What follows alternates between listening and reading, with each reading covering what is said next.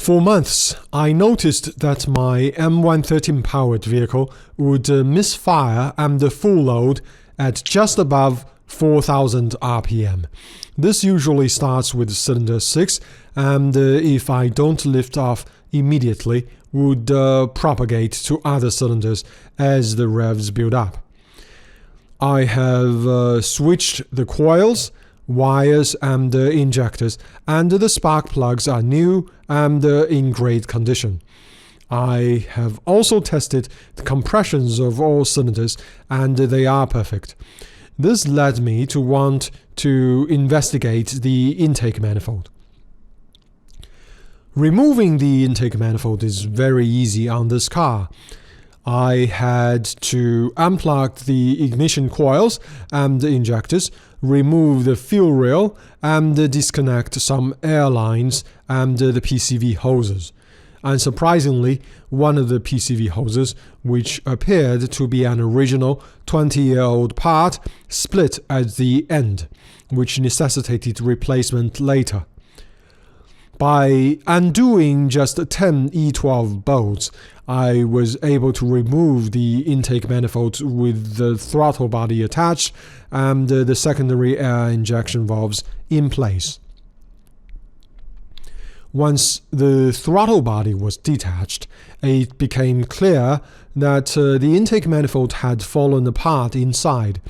As can be seen in the video, two pieces that were bonded to the upper half and in theory held in place also by the clamping of the upper and lower halves have come loose. I thought that this was certainly the cause of my misfire. I proceeded to split the intake manifold by undoing the Torx screws. In these shots, you can clearly see the two freely moving parts. Also, notice the amount of oil in the intake manifold, even though I think sludge and carbon buildup are not severe. It took me a long time to clean the different parts. Since the upper and lower halves have not come loose themselves, I decided that it is best not to touch them. I had just one bottle of brake cleaner, which was swiftly spent. Eventually, most of the cleaning was done using gasoline, with the final cleaning also using isopropyl alcohol. One other reason that I used the gasoline was that I made the mistake of filling the fuel tank full right before starting this job. As a result, the fuel line would drip with the fuel rail removed. So I put what I collected to use as cleaning agent. In parallel, I also got some new seals and filters for the fuel injectors. They are very easy to replace and should provide better sealing and flow than 20-year-old parts. I also washed the injectors with gasoline. A side story is that I messed up one of the injectors by forgetting bits of its old filter inside. The injector leaked like crazy as a result. Fortunately, I had some spares lying around. I also tested the injectors for leak and spray pattern by cranking the engine with them connected to the fuel rail but not inserted to the intake. They are all perfect. Back to the intake manifold. After cleaning all parts for half a day, I started assembling them.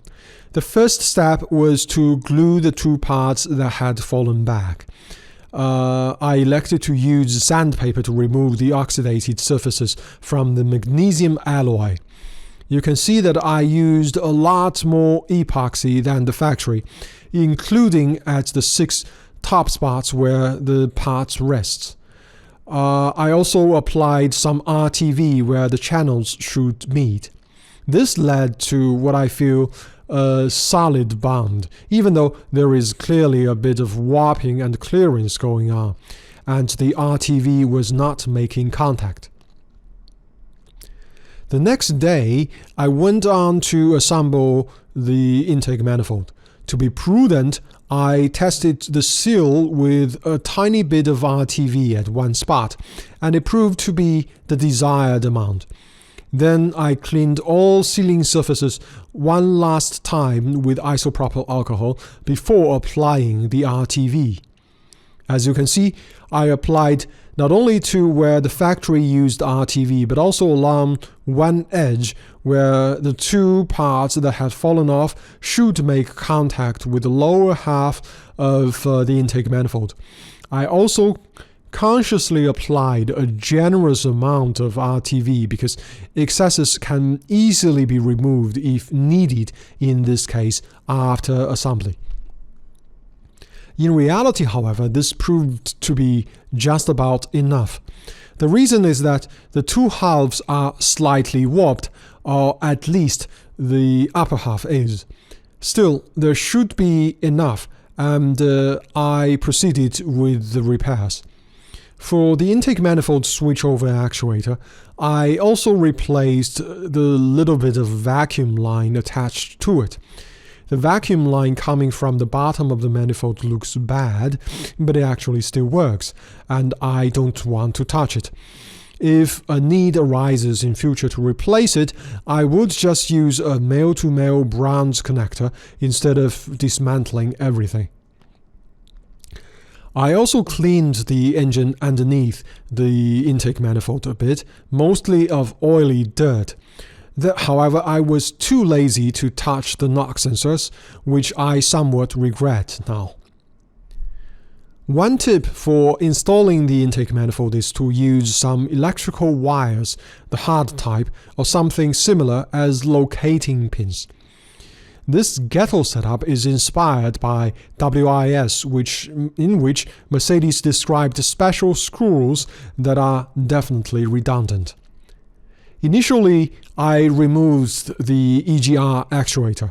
Unfortunately, even with EGR diagnosis turned off, the car would throw a code for disconnected EGR.